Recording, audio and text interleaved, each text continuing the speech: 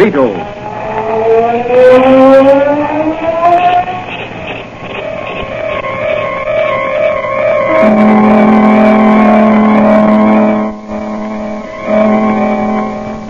Sweeping down upon the underworld to smash gangland, the friend of the unfortunate, enemy of criminals. A mysterious, all-powerful character, a problem to the police, but a crusader for law. In reality, Dan Garrett, a rookie patrolman, loved by everyone but suspected by none of being the Blue Beetle.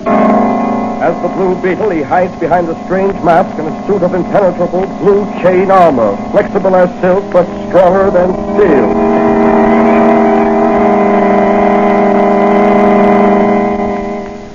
Today's episode of the Blue Beetle is entitled Death Strikes from the East. In the city's Chinatown, sons of the Orient are restless, uneasy. The police department expects war between rival tongues to break out at any moment and is prepared. What is behind this uneasiness? Is it something that concerns only the Chinese? Or is there an Occidental hand at work, pulling the strings like a phantom puppeteer? As our story opens, Patrolman Dan Garrett, who in secret is the Blue Beetle, discusses the situation with his friend and confidant, Dr. Franz, in his little apothecary shop. You know, Doc, leaning here on this counter, it's hard to realize that you and I are only a few city blocks away from the Orient. You're referring to Chinatown? Yeah. I wish I knew what was going on down there. Do you think rival towns are about to war on each other? No, I don't. Then what do you think is causing this unrest the newspapers speak of? Fear and resentment. Resentment? Of whom? Of us. You mean the police? No. The white race. But what have we done to them? We don't molest them. No, it isn't that. I think there's some sort of a racket going on down there. Are you going to do anything about it? Well, I'm going to ask the chief to assign me to a beat in Chinatown. You'd better be careful, Danny. You could disappear down there and no one would ever find you. Oh, I'll be careful, all right. I've got a friend down there. A Chinese? Yeah. Restaurant keeper, Ling Wan. Cultured gentleman. I saved his life once, and he's never forgotten. I'd imagine he could be very helpful. Well, I've got to run down to headquarters now. Maybe Manigan and I can both get assigned to that district. Well, good luck to you, Danny boy. Thanks, Doc. So long. Patrolman Dan Garrett is headed for the Orient.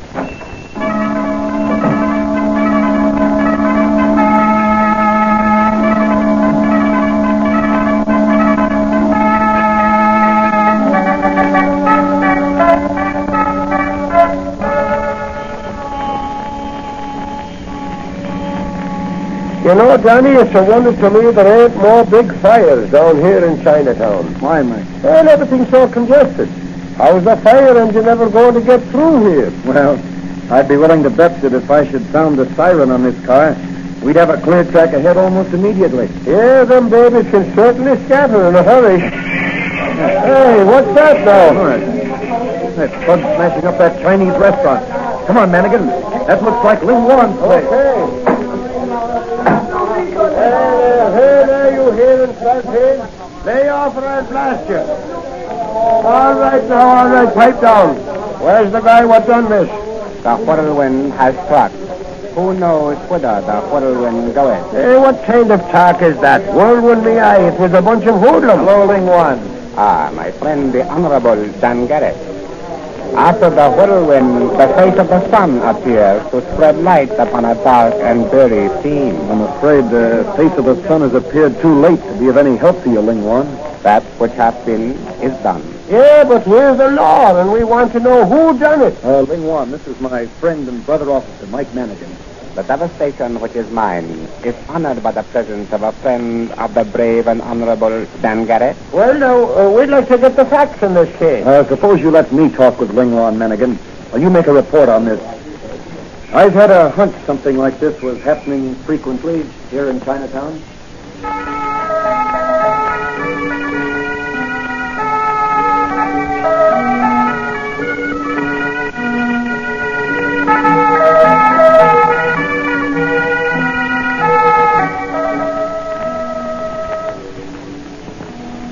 You say, Ling Wan, that if a merchant refuses to pay tribute money to the one you call the Purple Dragon, and to buy his merchandise through him, his shop is wrecked as yours was just now? That is true, my friend. The Purple Dragon controls the commerce of Chinatown. But what happens if the merchant still refuses to deal with the Purple Dragon after his place of business is wrecked? Some member of his family disappears. If it is an elder son, he meets the hatchet man in some dark street. If a younger son, he is found strangled. If the merchant has only daughters, one of them is kidnapped and offered as a human sacrifice to please the Tibetan earth goddess. Do you mean to say that they're actually sacrificed? Killed? There is a ceremonial conducted by the Purple Dragon which includes human sacrifice. Before the ceremony, however, the victim's hair is cut off and sent to her parents. If a sufficient amount of money is paid, the victim is released. Good Lord, Lingwan. Why haven't the police been informed of this? One does not seek certain death needlessly. The Purple Dragon's spies are everywhere. Well, Lingwan, you're taking a great risk in having me in your home. But I assure you something will be done immediately to end this state of affairs. Who is this Purple Dragon? Have you any idea? He must be a powerful Oriental. There is a growing suspicion that the Purple Dragon is not of our race, but of yours. What? A white man? I am sorry to say it, my friend, but it is so. Well, Dan Garrett is going to do something about that. And he's starting right now. I've sworn to uphold the law, to serve justice, to drive every crooked racketeer from this city. This extortion racket must be smashed.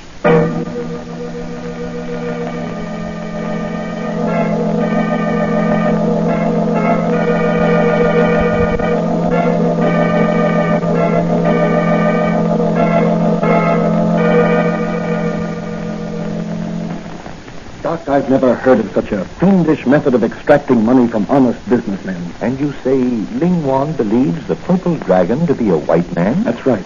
He must be a very rich man. Yes, I imagine there are very few who refuse to pay tribute or to purchase their supplies through that crook. Well, so far as you know, the Purple Dragon has confined his extortion activities to Chinese merchants. Yes. I feel certain that if his operations extended beyond the confines of Chinatown, the police would have heard of it. I wonder what the extra's about. Well, just a minute, Doc. I'll buy a paper. Yes, you read all about it. Commissioner Warren's daughter kidnapped. Here you are, boy. Yes, sir. Thank you. You read all about it. Well, what do you know about this, Doc? Well, what is it, Danny? Commissioner Warren's daughter was kidnapped last night as she left a dance at the casino. Commissioner Warren? Yes, the commissioner of markets. I wonder what's back of that. The kidnappers can't expect to get much money out of Warren. He's not wealthy. No, and he's one of our most efficient officials. Say, you don't think... Well, what is it, Danny? I'm going over to Commissioner Warren's house and make a little investigation. Hey, what's that? Someone just threw a stone through the store window. Oh, here it is. There's a note tied to it. Well, what does it say, Danny? It says, devastating tornado descend upon honorable place of business. If inquisitive patrolman Garrett extend nose into Chinatown. And it's signed the Purple Dragon. Let me see that note. Yeah. Apparently written with a brush, such as Chinese use. Yes. But it wasn't written by a Chinese. What do you mean? Chinese writing is distinctive. The technique of Chinese brush writing is such that even if the Chinese were writing in English, the brush marks would be distinctively Chinese. This note was written by a man who at one time might have lettered addresses on shipping cases. A shipping clerk, I would say. Well, that's very interesting, Doc. And the Purple Dragon, or whoever writes his notes for him, is a white man. Well, Doc, this note spikes my guns. I can't endanger you and your business. Oh, don't be silly, Daddy. Don't be silly. Your duty comes first. I can take care of things here. And just let somebody start something. There are things in my laboratory back there that will make them wish they'd stayed away. Well, I've got to be going, Doc. Take care now and don't worry. I'm not going to Chinatown. My next call is in the opposite direction.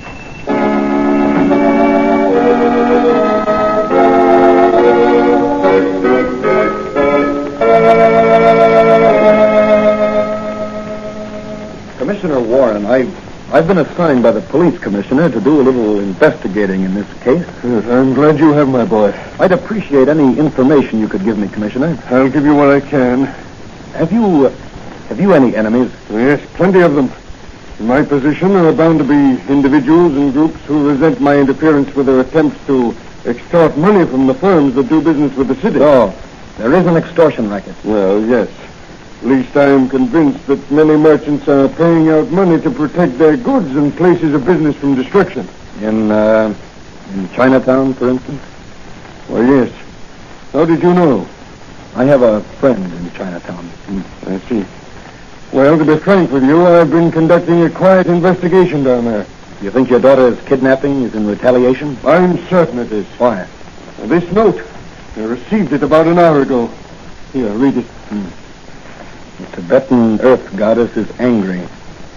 You are interfering with her plans. Unless you cease your efforts, you will never see your daughter again. Signed, the Purple Dragon. This note was written by a white man also. Beg pardon, what did you say? Oh, I said this note was written... Excuse, please. Messenger leave package for Honorable Commissioner. Thanks, Ling Chao. Who was it? Ling Chao, no see. Messenger, push button, leave package on doorstep, run away. All right, Ling Chao, you may go. Better not open that, Commissioner. Might be a time bomb or some type of infernal machine that'll explode when opened. It doesn't feel heavy enough. Any sound of ticking? Not that I can hear. Better let me have that package. I'll open it.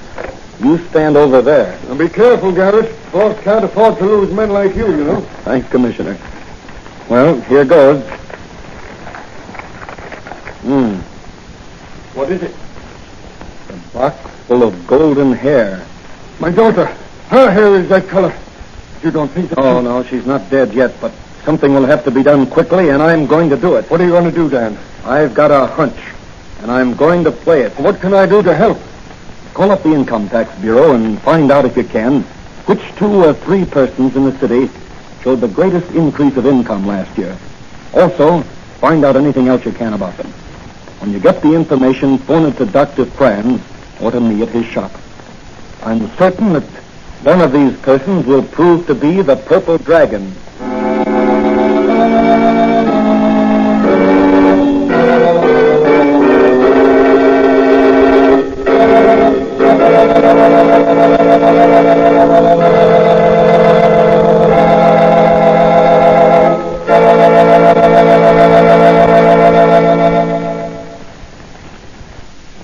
What does Dan Garrett plan to do next? Will his activities draw down upon his good friend Dr. Franz the wrath of the Purple Dragon? What will happen when the Blue Beetle faces the Purple Dragon? Meanwhile, in a room adjoining the auditorium of a little Chinese theater deep within the confines of Chinatown, a group of hard-faced men are receiving instructions from their chief. I want you men to get this straight. There must be no slip-up. At 11:30 tonight, you have Commissioner Warren in this theater, or else.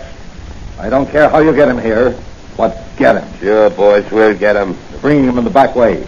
Put him in one of the boxes to the left of the stage. Is that clear? Yeah. You 2 men stay with him. Tell him if he makes a move to escape, he'll never see his daughter alive again. You got that straight? Yeah, we got that straight. Well, and you leave the rest to the Purple Dragon.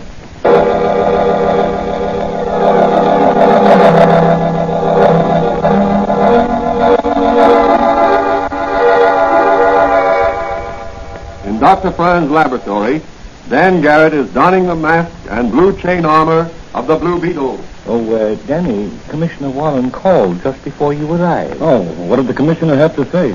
He said the 2 most financially successful men last year were Roger Gillespie, the contractor, and a fellow by the name of Anthony Rondos. Gillespie seems to have made a fortune during the building boom last year, and Rondos apparently made a great success of the importing business. Rondos is our man, I'm sure of it. Where does he live, did Warren say? Yes, he recently bought Ridley Home. I know that place. Yes, Danny, I know. I remember you visited the house secretly one night while you were making an investigation of Banker Ridley's strange death on the operating table. That's the place. Well, that'll be the Blue Beetle's first call tonight. So long, Doc.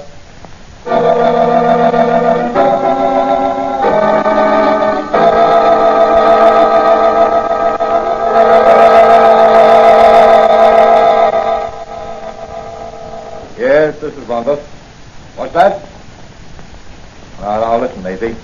I won't be able to see you tonight. I'm going with some of the boys to a show. A Chinese masquerade. What? Why, I'm going as the Purple Dragon. Yeah, ain't that something? Yeah. Yeah, well, goodbye. I got to get going.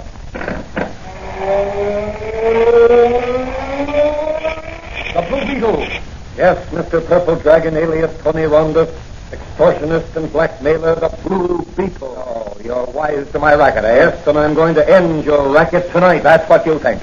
But no one is going to end my racket tonight or any other night. I will not bother to shoot. Your bullets can't pierce this chain armor I'm wearing. The Blue Beetle is... Oh, my throat. Good work, Wang Pao. Pull the silken cord tighter around the Blue Beetle's neck. That's enough. He's gone under. Let him drop. Is the Blue Beetle dead? I don't know, but tie him up and throw him in the vault downstairs. Oh, here. Here's $100. Buy yourself a new opium pipe. I'm going down to Chinatown. I'll deal with the Blue Beetle later.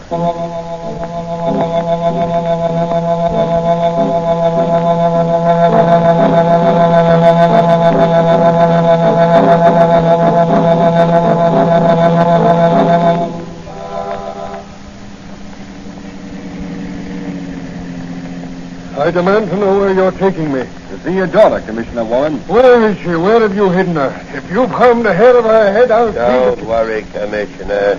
She ain't dead yet. Her hair's a little short since the Purple Dragon cut it off. But that wasn't necessary for the part she's playing tonight. Part? What part? She's playing a part in a Chinese play. What sort of a game is this? My daughter's not an actress. Let me out of here. Quiet, Commissioner, if you want to see your daughter again. Alive. All right. What is it you want? The Purple Dragon wants you to resign as Commissioner of Markets. What? Never. I've sworn to protect the merchants of this city against extortion rackets, and I intend to do it. Better think it over, Commissioner. This part your daughter's playing is awful dangerous. Come on, Commissioner. This is the place. In you go.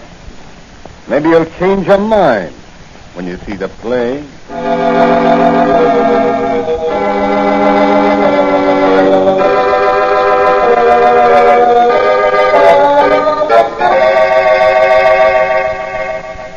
Meanwhile, in his laboratory, Dr. Franz is working on some of his interesting experiments.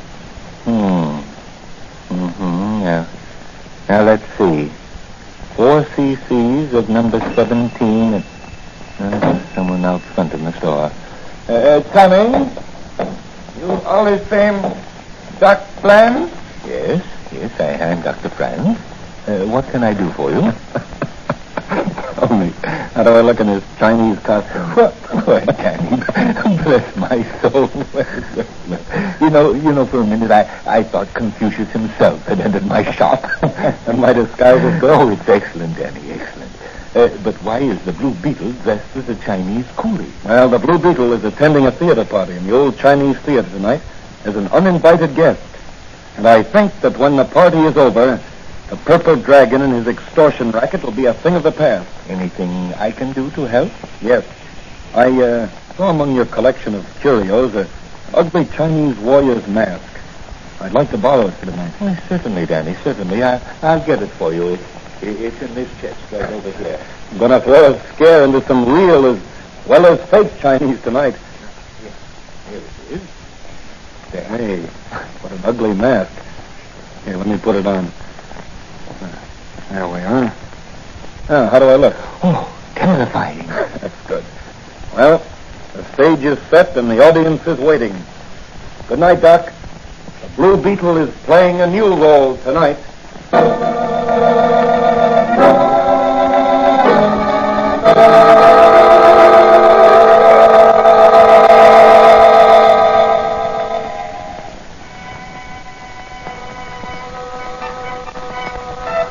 In a dimly lit auditorium, a hushed group of Chinese merchants await the performance they have been ordered to attend. In a box at the left of the stage sits a man, apparently the only Occidental present. Beside him sit 2 grim-looking individuals in Chinese costume. The strange power seems to hold the audience hypnotized as the curtain begins to ascend and reveals a large altar in the center of the stage, surrounded by lighted candles. Upon the altar is stretched the bound figure of a white girl, shorn of her hair and clad in a white silk kimono, embroidered with a large purple dragon. Before the altar stands a gigantic Chinese, his head covered with a golden helmet and his face hidden behind a cruel, hideous mask. His upraised hands clutch a two-edged sword. Back of him are grouped a dozen tense, muffled Chinese, likewise masked. Suddenly, mighty Tibetan goddess angry, the white infidel has defied her will, so Tibetan goddess must be appeased. Human sacrifice must be made upon the altar. No, that's my daughter. Tibetan goddess, speak again. Her voice say, death to white maiden. No, I'll do anything. What is it you demand? White infidel interfere with priest of Tibetan of goddess. He encouraged Chinese merchants to withhold tribute. I, priest Purple Dragon, demand you resign from high office. No, I won't resign. This is a racket. You and your gang of cut out the fingers. 3 times as goddess has spoken. Her verdict is death to white maiden. Only her blood upon this altar will appease Earth goddess. The Blue Beetle. Yes, the Blue Beetle. Reincarnation of the Oriental God, the final judgment. There's the Blue Beetle, that crazy Chinese mask up here. Oh, he's a fake.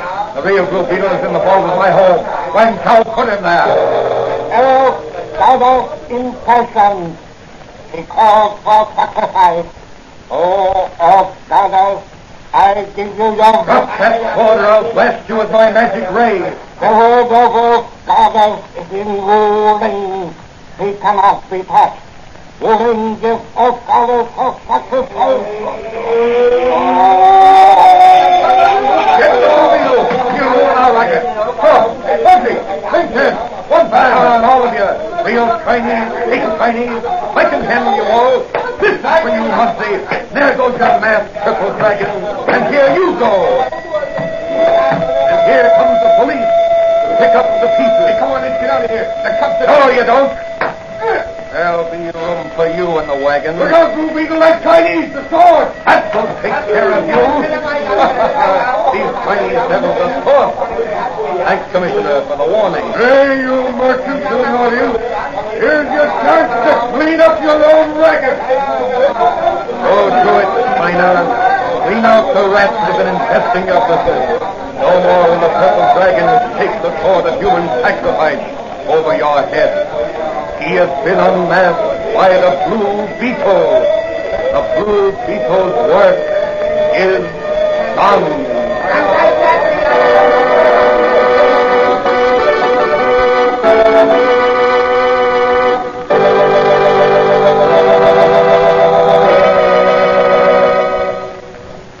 And so the Blue Beetle smashed another racket and regained for his fellow citizens the admiration and respect of a grateful people.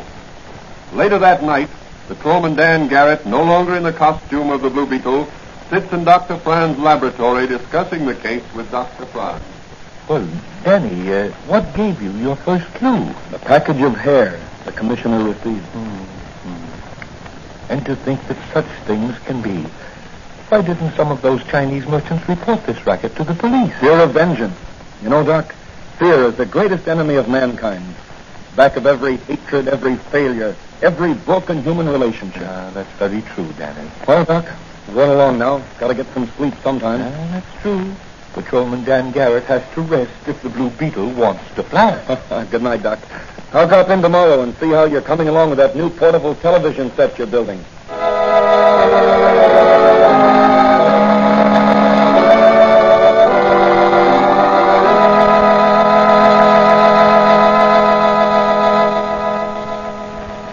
Dr. Franz is working on a portable television set. Will it be successful? How can the Blue Beetle use it to run down criminals? What will be the Blue Beetle's next case? These questions will be answered in the next episode of The Blue Beetle.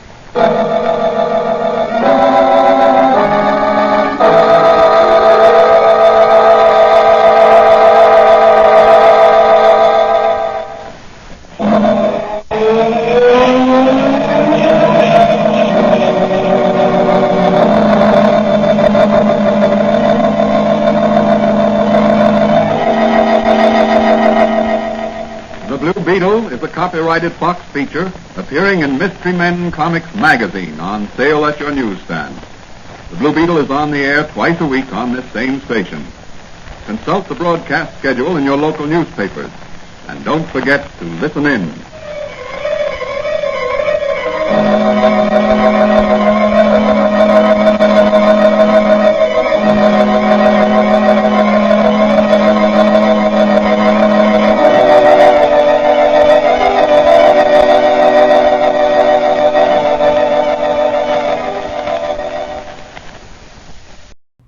My name's Jurisdiction, and I'm here to say your 5-minute break starts today. Yay. Oh God, I'm sorry.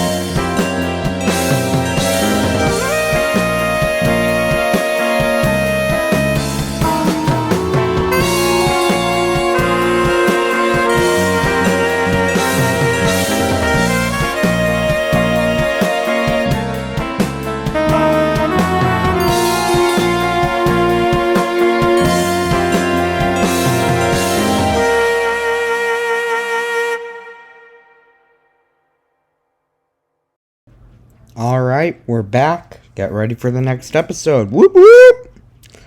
Oh god, it just keeps getting cringier and cringier. Ugh.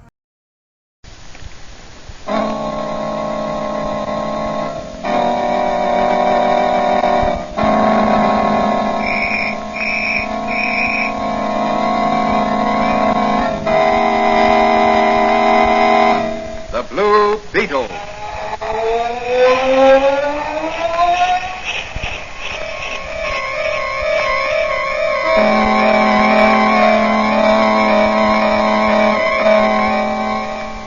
Sweeping down upon the underworld to smash gangland comes The friend of the unfortunate, enemy of criminals. A mysterious, all-powerful character, a problem to the police, but a crusader for law. In reality, Dan Garrett, a rookie patrolman, loved by everyone but suspected by none of being the Blue Beetle. As the Blue Beetle, he hides behind a strange mask and a suit of impenetrable blue chain armor, flexible as silk but stronger than steel.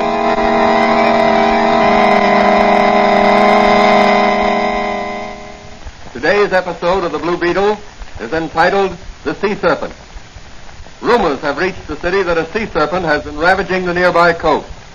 Already, several bodies have been washed ashore. Each of them has borne the mark of a serpent's fangs. What is behind these rumors? Are they true? Is there really a sea serpent ravaging the coast? Or is there a definite plan on foot to frighten people away from the shore resort? As our story opens, Dr. Franz is listening to the radio while dusting the shelves of his little apothecary shop and awaiting the usual morning call of his young friend, Patrolman Dan Garrett, who in secret is really the Blue Beetle.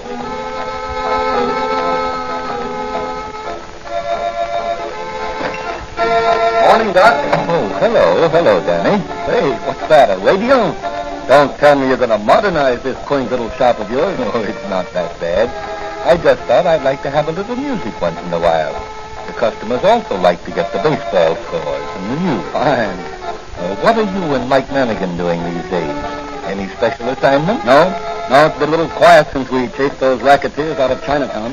What do you think about this sea serpent scare? I don't really know what to think. Are there such things as sea serpents, Doc? Well, the term sea serpent has been associated with huge dragon-like creatures we read about. But as a matter of fact, a serpent can be any size. According to reports, the bodies of these bathers who were bitten showed signs of having been poisoned. That's strange. We interrupt our regular program to bring you a special news bulletin. Breaker City. The body of another bather was brought ashore by lifeguards this afternoon. The bather, a man about 50, showed signs of distress while swimming about 300 feet offshore.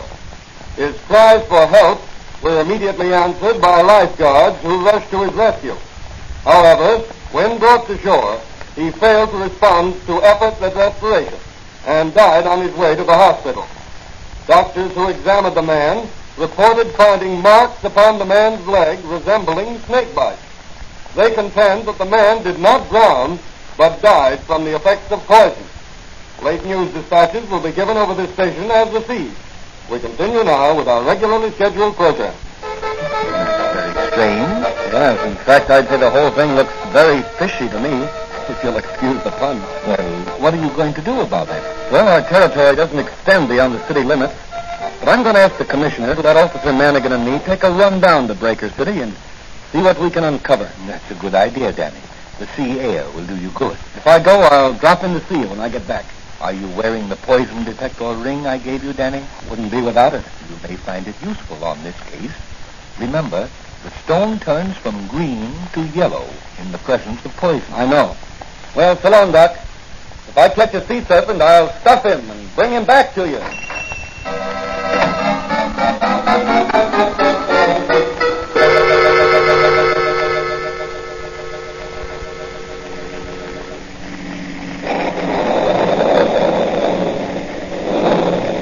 Sure in the dark driving through these pine woods. Yes, and the rain doesn't make driving any easier. You know, it seems kind of strange to be working on a case in cities.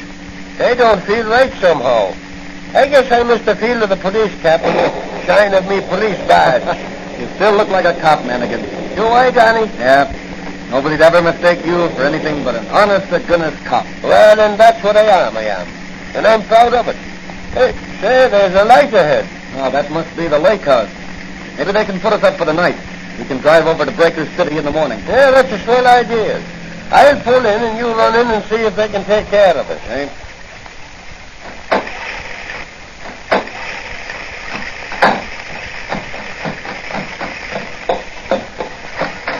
Good evening. Kind of wet outside, isn't it? Yes. Well weather for duck. Yeah, traveling far? My friend and I are on our way to Breaker City. We saw your lights and decided to stop off for the night. Are you the clerk? I'm the owner. Own several hotels on the lake here. Oh, I beg your pardon. Got any accommodations? Sorry, but we're all filled up. Business must be good. Or has the rain forced the tourists inside? Yeah, it isn't the rain. We're having the best season we ever had. Is that so? I thought the summer resorts were complaining about poor business. Not here at Pine Manor Lake. Well, I guess we'll have to keep going. It isn't far to Breaker City. You'll find plenty of accommodation there. Well, if you're filled up, they'll be too. I hardly think so. They're not doing so well this season. This sea serpent scare seems to be keeping people away from the seashore. But one man's misfortune is another man's gain. We seem to be getting the business that usually goes to the seashore. Is that so? Well, that's very interesting. Good night. I'm more anxious than ever to get to Breaker City.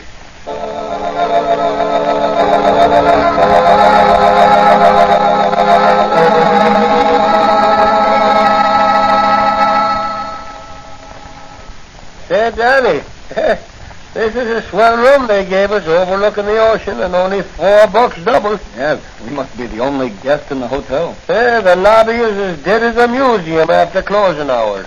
How about a bite to eat before we turn in? That's a good idea. Let's go in the coffee shop here. Sir? Gentlemen? What'll it be? Some Java, a piece of apple pie a la mode, and a slice of cheese. Eh? Yours, mister? Well, my friend here is dieting, but I'm hungry. Bring me a glass of hot milk and a toasted roll. For such a husky lad, you're a small eater, Danny. But what I eat makes muscle. Hey, look through that window out there on the boardwalk. Isn't that Joan Mason of the Chronicle? Yeah. Well, she's coming this way. And there's a man following her. Hey, Daddy, come on. Take your hands off that girl. Can't do it. Beat it, wise guy, or I'll croak you. You and who else? Drop that gun. Oh, yeah? Well, how do you like this? After him, Daddy. I can't run. He got me in the leg. Is it bad? No, just a flesh wound. I'd better stay here and look after you and Miss Mason. Oh, Danny, I was never so glad to see anyone in my life. Are you all right? Yes, but what about Officer Manigan here? He can't walk. I'll be all right if Danny will lend me a shoulder to lean on. Oh, come on, Mike. We'll get you into the hotel and call a doctor. In the morning, we'll send you back to the city, a wounded hero. Okay. But right now, I want that piece of apple pie a la mode with cheese and the cup of Java.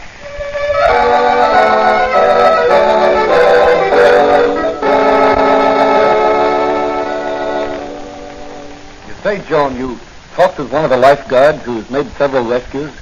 Yes, I told him I was investigating the sea serpent story for the Chronicle. What did he say? He said that in each case he'd seen something that looked like a serpent's tail lash out of the water just before the victim cried for help. Well, have you found anyone else who claims to have seen the sea serpent? No, I haven't. That's strange. Yes, isn't it? Where did you pick up this man who was following you? In a restaurant on the boardwalk. He came in while I was eating and followed me when I left. Well, this sea serpent scare is either a practical joker's plan gone haywire, or it's a well-thought-out scheme to ruin the season for Breaker City. Doesn't look like a joke to me. Mr. Downs, the owner of this hotel, is ready to commit suicide. He's losing thousands of dollars every day. Well, you better get some sleep. I'll see you in the morning. What about Manigan? Oh, I'll put him on the train and ship him back to the city. The doc said his wound wasn't serious, but he won't be much help to us here. How about meeting me out on the pier? They're pulling in the nets at sunrise, and they may catch a sea serpent. I'll be there with some salt for his tail.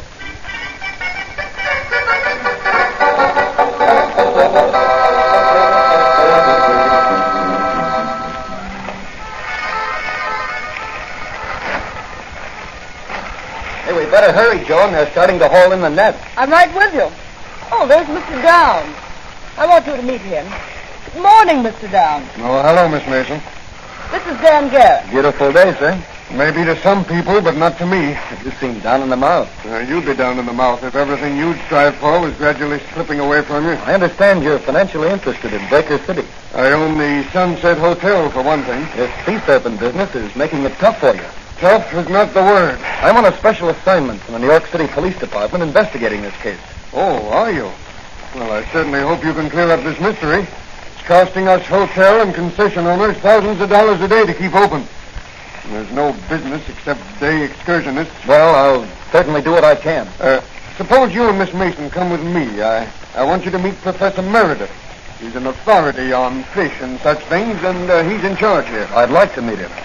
All right, boys. You can begin hauling in the net. Oh, Professor Meredith. Oh, good morning, Mr. Downs. Good morning. I'd like to have you meet Miss Mason of the Chronicle, Mr. Garrett of the York City Police. Oh, I'm happy to meet you both. Thank you. By the way, who's that man standing over there? The one with the dark hair. Oh, that's Fred Nash, one of the lifeguards. Yeah, and he's the man. Yes, I thought I'd seen him before. I beg pardon? I was just telling Miss Mason how long it'll be before you pull up the net. Oh, they're pulling them up now. In just a moment, we'll discover if our haul contains the sea serpent. All right, men. Bring the net over the pier. And keep the sides up. We don't want to lose any fish. Okay. I've got it. I'll roll a little bit. Well, that's quite a haul. Plenty of variety, Professor. Aren't those sharks there? Yes, small ones. There's several skates, weak fish, and camelback. There's one there that looks like a balloon. Oh, that's a blowfish. Well, there's a sea serpent. Only a Neil, Miss Mason, but a big one. Well, I guess we'll have to try again. What's the use, Meredith? You won't find anything. You might as well admit we're licked and close up. I'd give a lot to know just what's out there. Well, I'm going to find out if it's still there. Why, what are you going to do? I'm going to find out if these waters are safe to bathe in. Mr. Downs, you're not thinking... Yes, I am. I'm going into that water. If the sea serpent is there and wants human flesh, he can have mine. My God, that's madness. What have I got to lose? I have no family. Everything I have is invested in this beach. If I can bathe here, so can everybody else. I'm going to get it over with. Stop him. He's gone crazy with water. Hey, you lifeguards, grab him. Oh, there he goes, right off the pier. I'm going after him.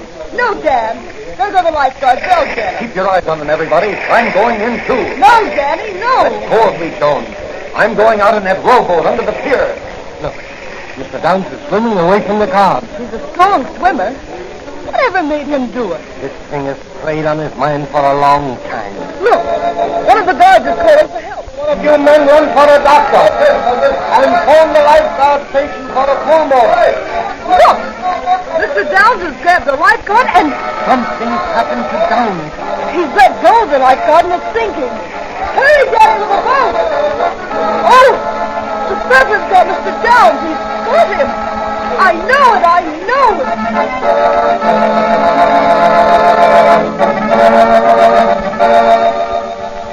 What is this slimy thing that lurks in the waters off Baker City?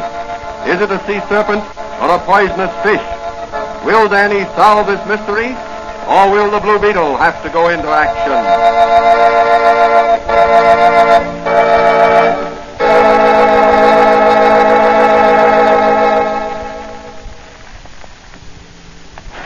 Time later at the Baker City Hospital, Dan Garrett and Joan Mason are waiting outside one of the private rooms for Professor Meredith.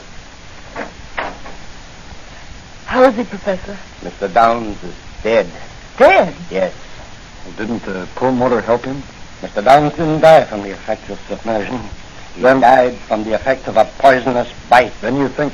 There were 2 punctures on Mr. Downs' leg, like those left by the fangs of a fairly large serpent. No one saw anything in the water.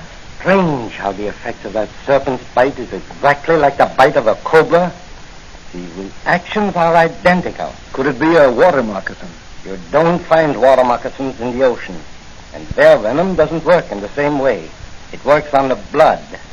Cobra venom works on the nerve center, paralyzes the muscles, controlling the act of breathing. Could it be a fish? I hardly think so.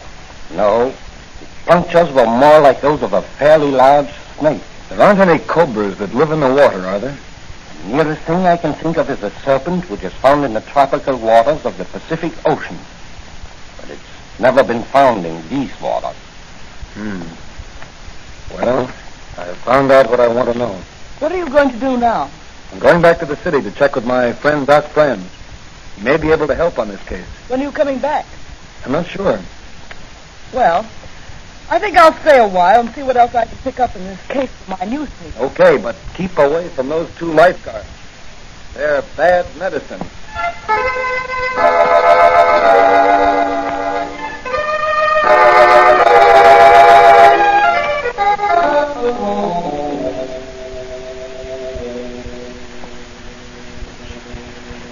So you suspect the 2 lifeguards of being implicated in these deaths? Yes, I do. I'm convinced of it. What makes you so sure? All the time I was rowing the boat with the 2 lifeguards and Mr. Downs back to shore, the stone in the poison detector ring was bright yellow. But perhaps the poison in Mr. Downs' body. No. You see, after they took him away, the stone was still yellow. What about the man who tried to abduct Miss Mason and shot Mannigan? Didn't you say he resembled one of the guards? He was one of the lifeguards, but I didn't let on I recognized him. I didn't want to spoil my chances of getting enough evidence to convict him in this larger case by showing my hand in the case of simple assault. Very wise, very wise. Well, what are you going to do now? Put on my Blue Beetle armor and mask and... I'll answer it. Hello? Patrolman Dan Garrett? Yes. Yes, he's here. It's for you, Danny. Long distance. Long distance. Probably Joan Mason. Hello? Oh, hello, Professor Meredith. What? Joan Mason has disappeared? But she hasn't checked out of the hotel? Well, I can't get down there myself, but I'll see that several of our best men are sent down right away. Thanks for calling. Goodbye. What's the trouble, Danny? It looks as if someone had kidnapped Joan Mason. Help me with my Blue Beetle costume, will you, Doc? Why, certainly, Danny, certainly. Where are you going? I'm driving down to Breaker City. But you just told Professor Meredith you weren't coming That's down. right. Dan Garrett isn't. But the Blue Beetle is.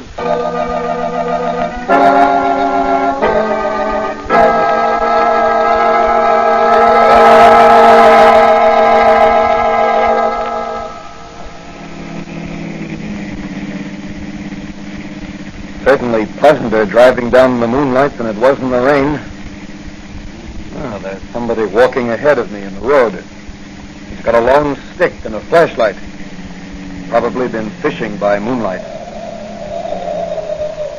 Want a lift? Oh, thanks, mister. Gee, you're going to a masquerade in that costume? Yes, as the Blue Beetle. Say, I've heard of the Blue Beetle. You have, huh? What do people say about him? Well, they say he's a crusader against crime, and that he's invulnerable. Probably the truth. Gee, that's swell. Where are you going? Oh, I'm taking a ride in the moonlight. Were you going fishing in the moonlight? No, I'm going home. Oh. I thought that was a fishing rod you had there. No, that's for catching snakes. Here, you see the forked end on it? Oh, yes.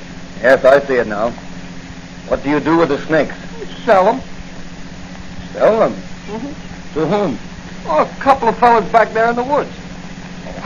What do they do with them? Eat them? Eat them? No, folks don't eat rattlesnakes. You mean to say you catch rattlesnakes alive and sell them? Sure. Dead rattlers ain't no good to them fellas.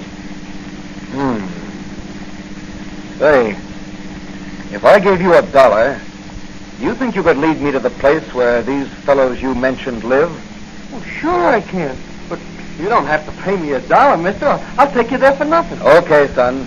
But you'll get the $1 just the same. I'll turn around at the next crossroads. And we'll pay a moonlight visit to your rattlesnake buyers.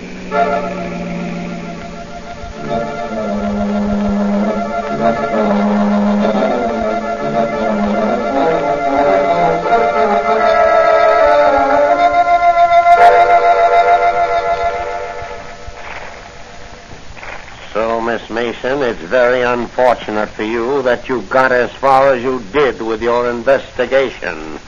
I'm sure your newspaper will miss your valuable services. What are you going to do with me? Make sure you won't disclose the information you have to anyone. You can't get away with this. Oh, you are in error, Miss Mason. We have gotten away with it in the past. We will again. The vacation business has been detoured to Pine Manor Lake. It will still follow that detour after your body is found floating in the ocean, a victim of a poisonous sea serpent. You wouldn't dare. Wouldn't dare? Fred, Joe. Yeah, boss? Suppose we leave Miss Mason with the Rajah there for a while we step outside. Her education has been neglected. She has never met a 6-foot cobra. No! You can't do that. You can't. Raise the lid of his cage and let him... The Blue Beetle. Yes, the Blue Beetle. He's going to nip harder than your cobra can strike. Open the cage, Joe, then dive out the window. I've got the Blue Beetle covered with this gun. Save your bullets. You can't injure the Blue Beetle. Is that so, wise guy? Well, how do you like this? Let that be a lesson to you. Never telegraph your punches.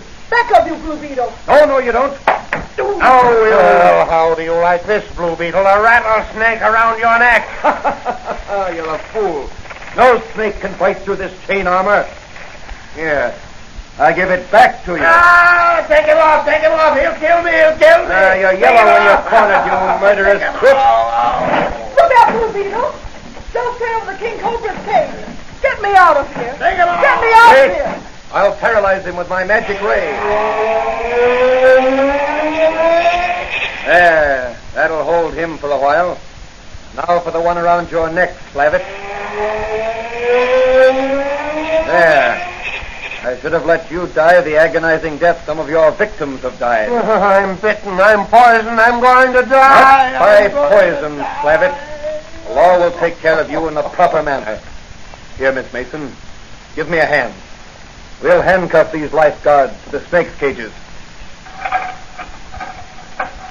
They're still unconscious. Now, put these snakes back in their cages. There. You certainly have a powerful punch, Blue Beetle. I need that power. Now, Mr. Slavitt, we'll take care of you. Keep them away from me. Keep the snakes away from me. Here, get in this room here. What are you going to do with me? Don't let them at me. Don't let them Get at up. me. Don't let them... Here, get up on this chair and climb up onto those rafters. Oh, I can't. Now, I'll just pull the King Cobra's box over here, under you, and open the lid. Then we'll shut the door and let the Cobra guard you till the police arrive. I don't think you'll try to escape. Come on, Miss Mason. I'll drop you off at your hotel. You can phone a front-page scoop for your paper. And the heading will be Sea Serpent Hoax Exposed. Murderous racket smashed by the Blue Beetle.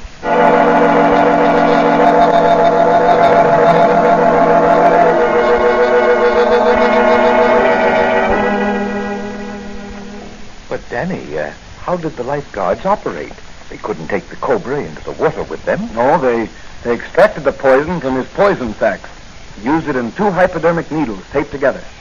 The hypodermic syringes were small and easily concealed in the palm of their hands. But when did they inject the poison into their victims? As they rescued them. If some poor devil was taken with a cramp and called for help, the lifeguards would swim off or row out to him. Then when they got to him, they'd put their twin needles in him and give him a shot of poison. Those points made a double incision. Then they'd bring him into shore to die a painful death from cobra venom. Well, what were the rattlesnakes used for? To feed the cobras. Professor Meredith told me that. Oh, I see. Well, how do you account for the stories of people actually seeing the sea serpent? Oh, they let their imaginations run riot after the lifeguards started the serpent story. I see. And you got your first clue from the poison detector ring I gave you? Yes, Doc. It was your gift to me that really saved the businessmen of Breaker City from ruination. Well, you did a good job, Danny. Yes, but I'm glad it's over. I never liked snakes, Now fight them whether they crawl on their bellies or walk on 2 feet.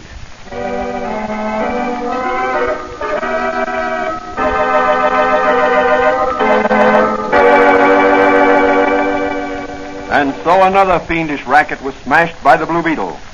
What will Dan Garrett's next assignment be? Where will the Blue Beetle strike next in his crusade against the underworld? These questions will be answered in the next episode of the Blue Beetle.